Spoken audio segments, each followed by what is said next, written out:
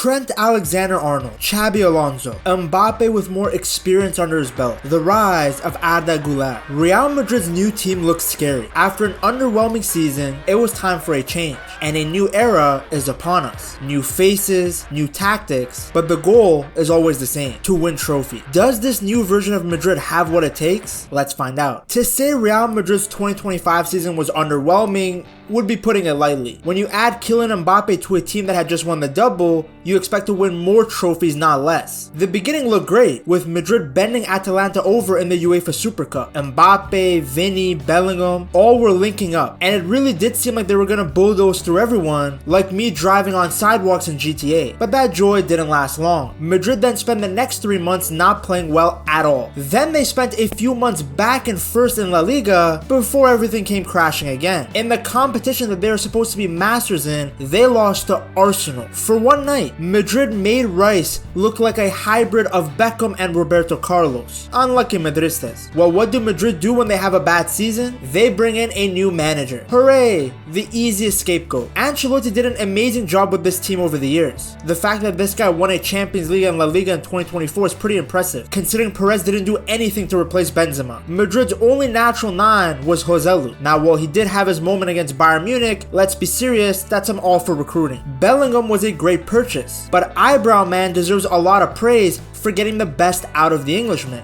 He came to Madrid as an 8, and the Italian transformed him into a hybrid between an attacking midfielder and a striker. Bellingham, Vini, Kroos, Rudiger all had their best ever individual season in 2024, because that's what Carlo does. If you look at his history as a manager, he has made so many players have their best ever season. He did it for Ronaldo in the 2015 season. He did it for Haramzema in the 2022 season. When he was at Chelsea, Drogba had his best ever season. And then when Carlo was at Milan, Kaká had his best season, winning the Ballon d'Or. Ancelotti is great at managing egos and letting talented players play with fluidity. He gives them freedom to figure out situations on their own. He gives them instructions, but he's not micromanaging them, which is honestly a breath of fresh air in a time where managers want to control every aspect of play. Unfortunately though, for Carlo, the league has always been an issue for him. This is a guy who once blew a league title with PSG in Liga. To be fair, he did arrive mid-season, but when he came, PSG were at the top of the table. By the end of the season, he had gone trophyless. Across 3 decades of managing, he only has like 6 league titles. When you look at the vast amount of talents that he has had at his disposal, the teams he has managed,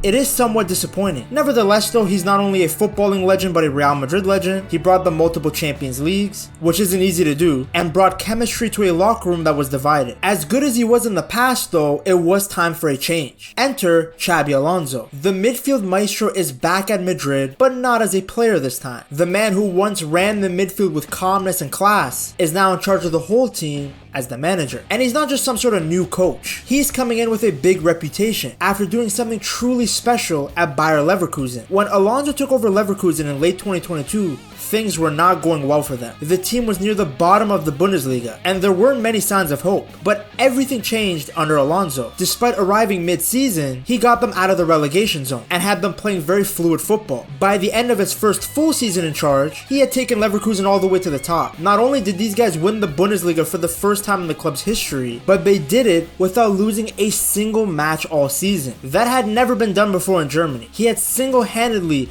disrupted the monopoly of the Bundesliga. The so-called Farmers League had a new winner, and he had done it in style. They had dominated Bayern head-to-head and showed that they were levels above everyone in Germany at the time. They had also won the DFB Pokal and even made it to the Europa League final. Think about that. Alonso's Leverkusen were essentially a game away from completing an undefeated treble. It would have gone down as one of the greatest managerial achievements ever. Well, how did Alonso make Leverkusen this good? His tactics were fresh, smart, and flexible, just like your local hooker. He used a 3-back formation, relying heavily on his 2 wingbacks to be up and down the pitch, and having a midfield that controlled the game. His team played fast, they pressed high up the pitch, but the most important thing was that everyone on the team had a clear role. They also had the freedom to be creative when needed, but everybody had specific instructions on where to be and what to do. Many players thrived under Alonso's system. Florian Wirtz, who played just behind the striker, became one of the best young stars in world football. He was the brain of the attack, always creating chances, making things happen. In Germany, many people saw him as a generational talent. Meanwhile, Granit Xhaka, who came from Arsenal, brought calm and leadership into the midfield. He helped keep the team organized and move the ball well. It's funny, in England, this guy was heavily disrespected, even though he was very good for Arsenal in his last season. While at Leverkusen, he showed that wasn't some sort of luck. In the Premier League, everyone acted like he was a hothead who couldn't do anything. At Leverkusen, he was in the Ballon d'Or nomination. Then you had two of the most important players for Alonso's system, Jeremy Frimpong and Alejandro Grimaldo. These guys were the wingbacks who played out wide and never stopped running. They attacked, they defended, and then Victor Boniface led the attack. He gave defenders a very hard time with his movement and finishing. Now that he's at Real Madrid,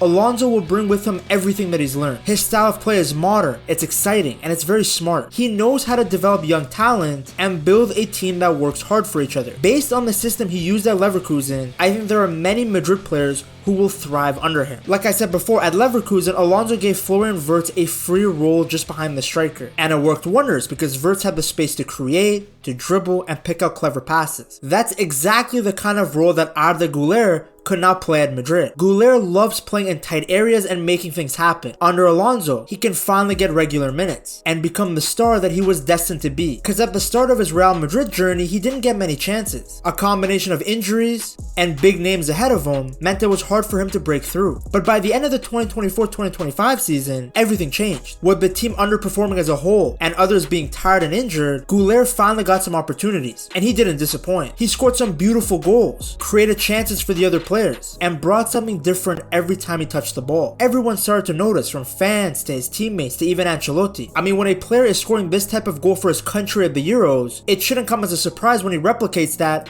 at a club level. What makes Arda so special isn't just that he's phenomenal on the ball and has a banging shot, it's also his calmness. Even at such a young age, he plays like someone who's been at the top for years. He sees passes that others miss. He glides past defenders with ease. And of course, as you can see, he's not afraid to take a shot when it matters the most. Even when he wasn't given an opportunity, his self-confidence never wavered. And now with Xabi Alonso coming in, his future looks even brighter. Alonso loves creative midfielders, players that can unlock defenses with a single touch. With Toni Kroos retiring, and Croatian Owen Wilson coming to the end of his career, there's a clear gap in Madrid's midfield, one that Guler is perfectly suited to fill. And Alonso, a man who knows what it means to control a midfield, seems like the perfect coach to guide the young Turk. Then we have Jude Bellingham. Now, Bellingham played through pain in the entire 2025 season. He gave everything even while carrying a shoulder injury. At the same time, Ancelotti also stopped using him in his best position as he tried to find a way to get Vini and Mbappe to shine together. As a result, at times, Bellingham would just shoehorn into the left mid spot, a player sacrificed for Madrid's shiny new toy, the Turtle, Mr. I'm too competitive. I think sometimes in the life I'm too competitive, you know, it's good to be competitive. But now with Alonso in charge and Bellingham being healthy,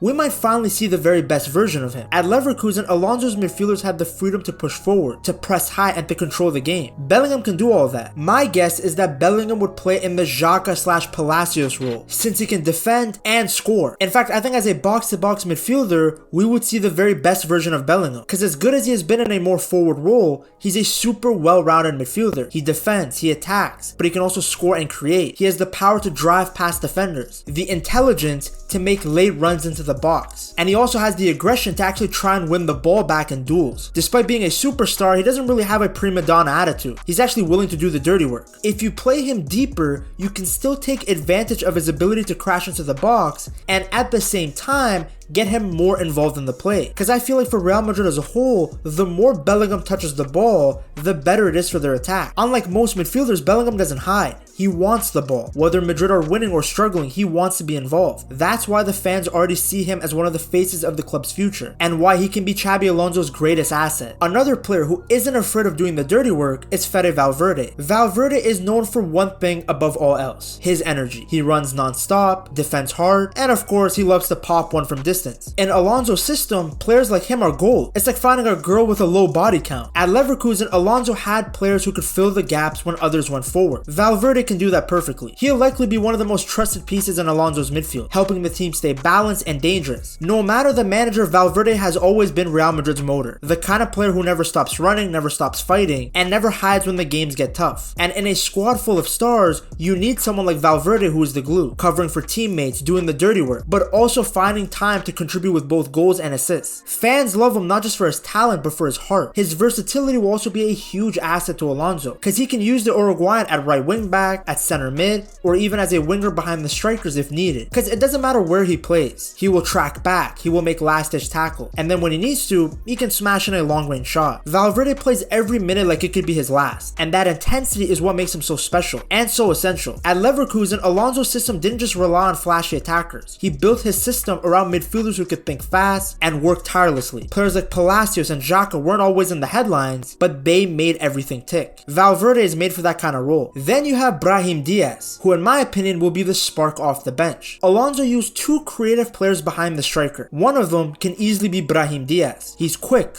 slippery, and loves to take on defenders. In games where Madrid need a little bit of magic, Brahim could be the one Alonso turns to. If he plays more consistently, who knows? He could be a starter. But I could easily see Brahim rotating with Guler and coming into games where his dribbling and flair can make the difference. Then we have Tchouameni, the rock in the middle. At Leverkusen, Alonso loved having a midfielder who could also act like a third center back, someone who was strong, calm, but also intelligent on the ball. Tchouameni fits that perfectly. His strengths are all about control. He can break up an attack with a perfectly timed tackle. He can hold his ground in duels, and I've never seen this guy panic under pressure. He's physically strong and he's technically clean. He can easily play as the defensive midfielder who drops deep when the wingbacks go forward, or even as a middle center back in a back three. I know Ancelotti talked about Tchouameni not wanting to play as a center back, but honestly he's pretty good there. To be honest, it doesn't matter whether he's in a midfield role or in the back three, he'll help keep the team balanced. Because at Leverkusen, Alonso used Robert Andrich in that position. Andrich would sometimes step into the midfield with the ball or drop into defense when the team pushed forward. That's a role that Tchouameni could easily make his own. That way, when Madrid has the ball, he can help build up the play from deep. But when the team is defending, he can step into the midfield and close down spaces and protect the back line. Like I said, it's a hybrid role.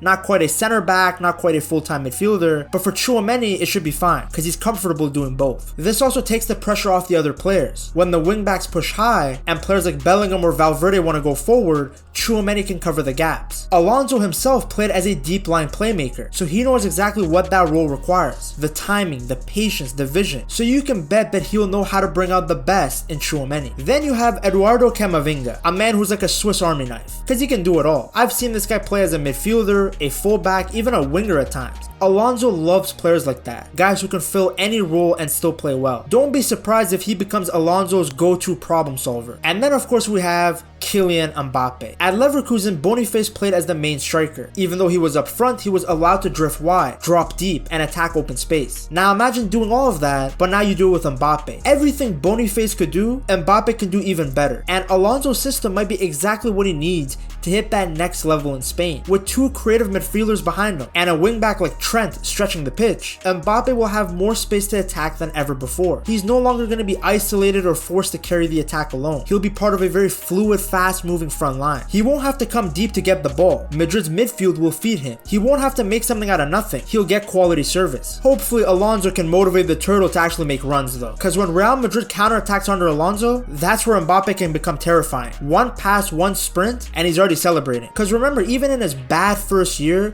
he still scored 30 plus goals. Now that he's more settled and hopefully has a system built around him, he can explode. He was Madrid's top goal scorer and second in big chances created. He's an all-timer, so of course he was going to be held to a higher standard. But on paper, he should only get better now, especially since he has gotten a taste of what La Liga football is like. Because while he did dominate Spanish teams in the Champions League, it was always going to take some time to adjust to playing the terrorist low blocks of Getafe and Espanyol on a regular basis. There's also the off-pitch factor. Mbappe is still young, but he's been a leader for years. And when he came to Madrid, there was a massive amount of hype. I mean, this transfer was like the worst open-kept secret for years. So of course, when he finally joined, there was a lot of attention around him. And for Mbappe, this is all about his legacy. And by legacy, I mean trophies. He came to win the Champions League, to win the Ballon d'Or. Alonso knows this. He's been around stars before. He played with the Galacticos. He understands how to manage egos, but also how to challenge the top players to grow. He won't just tell Mbappe to be Mbappe. That was Carlo. He'll give him a role, a system, and a purpose. Under Xabi Alonso, it might be the beginning of the most complete version of Mbappe yet. And then of course, we have Madrid's new Galactico, Trent Alexander-Arnold. Trent is not a normal fullback. At Liverpool, he acted more like a midfielder at times, inverting in, spraying long passes, and controlling the tempo from wide areas. And that's exactly what Alonso asks from his wingbacks. At Leverkusen, guys like Frimpong and Grimaldo weren't just stuck on the touchline. They helped run the game. Trent will love this. He'll finally get the freedom to create without worrying about being the last man back. No one's gonna care about your defensive qualities in a 3-back. And now instead of having to play passes to Darwin Nunez, he's got Vini ahead of him, Mbappe, and his boyfriend Jude Bellingham. Now this is a big job for Alonso. For one thing, if he's gonna stay with his 3-back system, he's gonna need Perez to get him more center backs. In 2025, Madrid were playing midfielders in the back line, and that was in a 4-back formation where they only needed 2 center backs. With Alonso, they can't afford that. They need a bunch of center backs all available so that the Spaniard can rotate and keep everyone fresh. On top of that, at Leverkusen, the expectations were also lower. Less egos on the team, less media attention. Like, Leverkusen were not great in the 2025 season, but nobody really talked about them, because like I said, the expectations weren't that high. But at Madrid, it's a completely different story. Every loss feels like the end of time, and each player on the team gets a ton of media attention individually. But if there's anyone that understands a locker room full of Galacticos, it would be Xabi Alonso. He was signed as a Galactico in 2009, joining Madrid along with Ronaldo, Benzema, and Kaká. He knows what caused them to be bad in the first few seasons, and what it took to get them clicking again. Combine his experience as a player and his experience as a manager, and he has the qualities to be successful. At the same time though, what made Madrid great in the past was the freedom that Ancelotti gave to the players. That's why the 4-4-2 diamond worked so well in 2024, even though they didn't have a proper number 9. Will Alonso give that sort of freedom to the players? He had very specific instructions to his Leverkusen team on where to be, where to go, but maybe with more talent at his disposal, he will provide more freedom. Only time will tell. Alonso could be the next Zidane, but he could also end up being Lopetegui 2.0. One player that Alonso should work very hard to get back to his best is Vini, because it's not a coincidence that Madrid are at their best when Vini is at his best. To see just how good Vini was, you gotta check out this video right here.